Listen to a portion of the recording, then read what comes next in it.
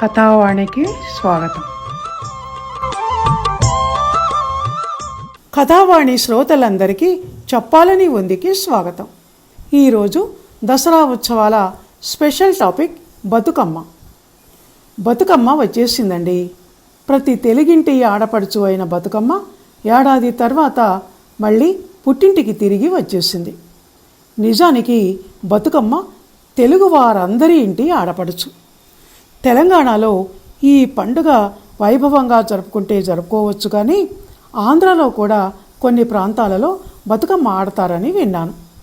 వినటం ఏంటి, ఆంధ్ర తెలంగాణ మధ్యలో ఉండే ఖమ్మం జిల్లా మధిర తాలూకా వాసినైన నేను నా చిన్నప్పుడు ఎంచక్క పట్టులంగా జాకెటు వేసుకొని జడకుప్పులతో జడల్లుకొని మా రాములోరి గుళ్ళో మా స్నేహితురాళ్లతో కలిసి బతుకమ్మ ఆడేదాన్ని. పొద్దున్నే బుట్ట పట్టుకొని ఆ ఇల్లు ఈ ఇల్లు తిరిగి గుమ్మడి పూలు, గోరింట పూలు, బంతిపూలు, సీతమ్మ జడ బంతి పూలు, ఇలా ఎన్నో పూలను కోసుకొచ్చి మా అమ్మకిస్తే మా అమ్మ మధ్యాహ్నం భోజనాలు అయ్యాక కూర్చొని పళ్ళెంలో బతుకమ్మ పేర్చి ఇచ్చేది. రోజు అయితే చిన్న బతుకమ్మ, సద్దుల బతుకమ్మ రోజైతే మధ్యస్థం బతుకమ్మ పేర్చి ఇచ్చేది. నేను మా చుట్టాలమ్మాయి అయిన హైమావతి, వాళ్ళ చెల్లెలు రుక్మిణి, మా పక్కింటి తులసమ్మ, నాగలక్ష్మి, ఇంకా తర్వాత ఫ్రెండ్స్ పేర్లు గుర్తుకు రావటం లేదండి, అందరం కలిసి బతుకమ్మల చుట్టూ తిరుగుతూ బతుకమ్మ బతుకమ్మ ఉయ్యాలో, బంగారు బతుకమ్మ ఉయ్యాలో, పసుపు కుంకుమలిస్తి ఉయ్యాలో, పాలించవే తల్లి ఉయ్యాలో, నా నోము పండింది ఉయ్యాలో, నీ నోము పండిందా ఉయ్యాలో, మా వారు వచ్చిరి ఉయ్యాలో, మీ వారు వచ్చిర ఉయ్యాలో, మా వారు వచ్చిరి ఉయ్యాలో, మీ వారు వచ్చిర ఉయ్యాలో అని పాడేవాళ్ళం. ఇంకా పెళ్ళి కానీ 10-12 ఏళ్ల సత్రకాయలమైనా మా వారు మీ వారు అని అలా పాటలు పాడేవాళ్ళం. బతుకమ్మ పండగకు పెళ్ళైన ఆడపిల్లలు అత్తింటి నుంచి పుట్టింటికి వస్తారు కదా, వచ్చినప్పటి నుంచి పండక్కి రాబోయే మొగుడి కోసం ఎదురు చూస్తూ ఉంటారట. అందుకని ఆ పాట అలా వచ్చింది. అవన్నీ ఆ వయసులో నాకేం తెలుసు, ఏదో అందరితో కలిసి పాడేయటమే. ఇక్కడ మరో గమ్మత్తైన విషయం చెప్పాలి మీకు. బతుకమ్మ చుట్టూ తిరుగుతూ పాడే పాటలు పాడటం అయిపోయాక కోలాటం వేసేవాళ్ళం, కోల్ కోల్ అనుకుంటూ. ఆ పాట నాకు ఇప్పుడు గుర్తు రావటం లేదు కానివ్వండి. తీగ మీద కూర్చున్నదెవరో గాని తీగె నాగన్ను ఇయ్యాలో అంటూ వరుసైన వాళ్ళు ఎవరన్నా ఉంటే వాళ్లతో వరుసలు కట్టి పాటలు పాడేవాళ్ళం. విచిత్రం ఏమిటంటే ఫీలింగ్స్ ఏమీ లేని వయసు అయినా అది అందరూ సిగ్గు మాత్రం పడేవాళ్ళు. బతుకమ్మ ఆట ఆ రోజుకి అయిపోయాక అందరం ఇద్దరిద్దరుగా చేతులు కలిపి పట్టుకొని బిస్తీ గీసి అప్పుడు ఎవరిళ్ళకు వాళ్ళం వెళ్ళేవాళ్ళం. 9వ రోజు సద్దుల బతుకమ్మ రోజు మాత్రం చెరువుకెళ్ళి అక్కడి నీళ్లలో బతుకమ్మను వదిలి పోయిరా బతుకమ్మ పోయిరా తల్లి అంటూ పాట పాడుతుంటే ఆడపిల్లను అత్తవారింటికి పంపిస్తున్నట్టుగా అనిపించి ఏడుపు వచ్చేది నిజంగా. ఉయ్యాల పాటలు, చందమామ పాటలు, కోల్ కోల్ అనే కోలాటం పాటలు, ఇలా ఎన్నో పాటలున్నాయి బతుకమ్మ పాటల్లో. ఒక్కేసి పువ్వేసి చందమామ, ఒక్క జాము ఆయే చందమామ, శివపూజ వేళాయే చందమామ, శివుడు రాకపోయే చందమామ, ఇలా ఉంటుంది ఆ చందమామ పాట స్టైలు. బతుకమ్మ అంటే గౌరమ్మే గనక గౌరమ్మ అని సంబోధిస్తూ కూడా కొన్ని పాటలు ఉన్నాయి. ఏమేమి పువ్వొప్పునే గౌరమ్మ, ఏమేమి కాయొప్పునే గౌరమ్మ, గుమ్మాడి పువ్వొప్పునే గౌరమ్మ, గుమ్మాడి కాయొప్పునే, ఇలా సాగుతుంది ఆ పాట. బతుకమ్మ పండుగ అంటే పూల పండుగ. రకరకాల రంగురంగుల పూలు ఆ పండుగ 9 రోజులు కనువిందు చేస్తూ ఉంటాయి. బతుకమ్మ పండుగ అంటే ప్రకృతిని పూజించే పండుగ కనుక గులాబీలు, మల్లెలు వంటి కాస్ట్లీ పూలుగాక ప్రకృతిలో ఎక్కడ పడితే అక్కడ అవలీలగా దొరికే, డబ్బులు పెట్టి కొనుక్కోవలసిన అవసరం లేని సాదా సీదా పూలతో బతుకమ్మను పేరుస్తారు. అవేంటి అంటే తంగేడు, గన్నేరు, గోరింట, బంతి, సీతమ్మ జడ బంతి, గుమ్మడి, గునుగు, కమ్మలం, కట్ల, మొల్ల ఇలాంటివి. భలే ఆశ్చర్యం వేస్తుంది కదండి. ఈ పూలలో, వీటి ఆకుల్లో బోలెడు ఔషధ గుణాలు ఉంటాయటండి. తంగేడు చెక్కను పూర్వకాలంలో ఇనుము, ఉక్కు, తోలు తయారీకి వాడేవారట. గునుగుకు నీళ్లను శుభ్రపరిచే శక్తి ఉందట. ఎవరు ఏ ప్రాంతం వారు బతుకమ్మను పేర్చినా ఈ పూలతోనే, ఎవరు ఏ పాటలు పాడినా ఈ బతుకమ్మ పాటలే. కానీ నిజం చెప్పాలంటే బతుకమ్మ పండుగ వైభవాన్ని తెలంగాణ ప్రాంతంలోనే చూడాలండి. ఆ సంబురాలు, ఆ పాటలే వేరు. తెలంగాణ ప్రభుత్వం వచ్చాక బతుకమ్మకు ఇంటర్నేషనల్ పాపులారిటీ వచ్చింది. అమెరికా, ఇంగ్లాండ్ లాంటి విదేశాల్లో ఉన్న తెలుగు వాళ్ళు కూడా బతుకమ్మలు ఆడుతున్నారట. ఆ విషయం అలా ఉంచి ఇప్పుడు ఏం చేద్దామంటే, అసలు ఈ బతుకమ్మ ఎవరు, ఈ సంప్రదాయం ఎలా వచ్చింది, బతుకమ్మ ఆటను ఎప్పటి నుంచి ఆడుతున్నారు అన్న విషయాలను, ఆ కథలను క్లుప్తంగా తెలుసుకుందాం.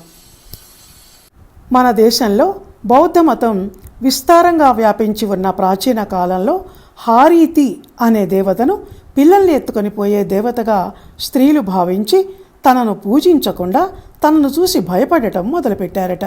ఆ తర్వాత ఆ దేవత బుద్ధుని బోధల వల్ల మంచి దేవతగా మారిపోయి పిల్లల్ని రక్షించటం మొదలుపెట్టింది. పిల్లల్ని బతికించే దేవత అవటం వల్ల ఆ తర్వాత ఆమె బతుకమ్మగా పిలువబడింది. అదీగాక పూర్వకాలంలో స్త్రీలు బహుసంతానవతులుగా ఎక్కువ మంది పిల్లల్ని కని సమాజంలో గౌరవాన్ని పొందేవాళ్ళు. ఆ రోజుల్లో కాన్పులు ఇళ్లలోనే జరగటం, ఇప్పటిలా వైద్య సదుపాయాలు లేకపోవటం, వీటి వల్ల శిశు మరణాలు ఎక్కువై పుట్టిన పిల్లల్లో చాలామంది చనిపోతూ ఉండటం వల్ల పిల్లలు బతికి బట్టకట్టాలని ఈ హారీతి దేవతను పూజించి ప్రార్థించేవారు. 12వ శతాబ్దం నాటిదైన ఈ కథ బౌద్ధమత కథలైన జాతక కథల్లో ఉంది. మరో కథ ఏమిటంటే, జైన మతంలో కూష్మండి దేవతగా గుమ్మడి పువ్వును పూజిస్తారు. నవదుర్గలలో కూష్మండి కూడా ఒక రూపం. ఈమెనే బతుకమ్మ అని అంటూ గుమ్మడి పూలతో బతుకమ్మను పేర్చే ఆచారం అందుకే వచ్చింది. తెలంగాణలో అమ్మదేవతల ఆరాధన పూర్వం నుంచి ఉంది. అమ్మ ఏ దేవత రూపంలో వచ్చినా తమ దేవతల్లో కలుపుకుంటారు. ఆ పార్వతీదేవియే బతుకమ్మ అనుకుంటూ ఆమెను పూజించటం మొదలుపెట్టారు. దసరా దినాలలో బతుకమ్మ పండుగను కలపటం అందుకే. పితృ అమావాస్య ఈ రోజుల్లోనే అంటూ పితృదేవతలను కూడా కొలిచే ఆచారం ఆ తర్వాత వచ్చిన పరిణామం. మరో కథ ఏమిటంటే, తెలంగాణను చోళరాజులు పరిపాలిస్తున్నప్పుడు రాజరాజ చోళ అనే రాజు వేములవాడ భీమేశ్వరాలయం నుంచి శివలింగాన్ని పార్వతి నుంచి వేరు చేస్తూ తంజావూరుకు తరలించాడట. దాంతో తెలంగాణ ప్రజల మనసు కలత చెంది బృహదమ్మ అంటే పార్వతి నుంచి శివలింగాన్ని వేరు చేసినందుకు కాను తమ దుఃఖాన్ని చోళులకు తెలియచేస్తూ పూలతో పెద్ద పెద్ద బృహదమ్మలను పేర్చి తమ నిరసనను తెలియచేయటం మొదలుపెట్టారు. ఆ బృహదమ్మనే బతుకమ్మ అయింది. అంటే బతుకమ్మ మరెవరో కాదు, పార్వతి. బౌద్ధంలో హారీతి, జైనంలో కూష్మండి, హిందూ మతంలో పార్వతి. లక్ష్మి అనే చెప్పే కథ కూడా ఒకటి ఉంది. అది ఏమిటి అంటే, ధర్మాంగుడు అనే రాజు ఉండేవాడు. అతని భార్య సత్యవతి. వాళ్లకు 100 కొడుకులు పుట్టి అందరూ యుద్ధంలో చనిపోయారు. అప్పుడు వాళ్ళు అడవులకు వెళ్ళి తపస్సు చేసుకుంటూ ఉంటే శ్రీ మహాలక్ష్మి ప్రత్యక్షమై వరం కోరుకోమని అడిగింది. బిడ్డలను కోల్పోయిన మాకు నువ్వే బిడ్డగా పుట్టు తల్లి అని వేడుకున్నారు ఆ దంపతులు. దాంతో లక్ష్మి వాళ్ల కడుపున బిడ్డగా పుట్టింది. బతుకమ్మ అని పేరు పెట్టి వాళ్ళు అపురూపంగా తనను పెంచుకోవటం మొదలుపెట్టారు. బతుకమ్మ అడవిలో పుట్టడం వల్ల అడవిలోని పూలన్నీ వికసించాయి. ఋషిపత్నులు అమ్మవారి చిహ్నంగా ఆ పూలను పేర్చి నవరాత్రులు పూజించి పండుగ చేసుకోవటం మొదలుపెట్టారు. చిత్రాంగుడు అనే రాజు రూపంలో విష్ణుమూర్తి వచ్చి ఆమెను వివాహమాడాడు. ఇది ఆ కథ. ఈ కథ ప్రకారం బతుకమ్మ మరెవరో కాదు, శ్రీ మహాలక్ష్మి. ఇందులో బతుకమ్మ ఏ దేవత అయినా, నలుగురు అయినా, బతుకమ్మ మాత్రం అందరినీ చల్లంగా కాపాడే, అందరికీ బ్రతుకును ఇచ్చే దేవత. ఆ ప్రాంతం వారు, ఈ ప్రాంతం వారు అని కాదు, బతుకమ్మ అందరి దేవత. 9 రోజులు 9 పేర్లతో 9 నైవేద్యాలతో పూజించబడే ఈ దేవత పూలలో పూల బతుకమ్మగా, మట్టిలో మట్టి బతుకమ్మగా కొలవబడుతూ ఉంటుంది. మట్టి బతుకమ్మను బొడ్డెమ్మ అంటారు. ఈమె పిల్లల్ని చల్లంగా చూసే దేవత అని నమ్ముతూ ఇలా పాటలు పాడుకుంటారు. బొడ్డెమ్మ బొడ్డెమ్మ బిడ్డలెందారే, బవిల పడ్డవారికి వారిద్దరమ్మ, చెర్లబడ్డవారికి చేరిద్దరమ్మ, కుంట్లబడ్డవారికి కోరుద్దరమ్మ. నిద్రపో బొడ్డెమ్మ నిద్రపోవమ్మా, నిద్రకు 100 ఏండ్లు నీకి 1000 ఏండ్లు, నిన్ను గన్న తల్లికి నిండు 100 ఏళ్ళు అంటూ బొడ్డెమ్మను కూడా పూల బతుకమ్మతో పాటు నీళ్లలో కలుపుతారు. మొదటి రోజు ఎంగిలి పూల బతుకమ్మ, రెండో రోజు అటుకుల బతుకమ్మ, మూడో రోజు ముద్దపప్పు బతుకమ్మ, నాలుగవ రోజు నానబియ్యం బతుకమ్మ, ఐదవ రోజు అట్ల బతుకమ్మ, ఆరవ రోజు అలిగిన బతుకమ్మ. కనుక ఆ రోజు ఆమె ఏమీ తినదు గనక నైవేద్యాలు ఉండవు. ఏడవ రోజు వేపకాయల బతుకమ్మ. బియ్యపిండి బెల్లం కలిపి వేపకాయల్లా చేసి నైవేద్యం పెడతారు. 8వ రోజు వెన్న ముద్దల బతుకమ్మ. ఇక 9వ రోజు సద్దుల బతుకమ్మ. ఆ రోజు రకరకాల పులిహోరలను, పెరుగన్నాన్ని చేసి నైవేద్యాలు పెట్టి సాగనంపుతారు. ఈ 9 రోజులు తెలుగువారింట పండుగే. ఇవండి బతుకమ్మ కథలు, బతుకమ్మ పండుగ విశేషాలు. ఆ బతుకమ్మ తల్లి ఈ కథను వినిపించిన నన్ను, విన్న మీ అందరినీ చల్లగా చూడాలని కోరుకుంటూ ఇక సెలవు. ధన్యవాదాలు.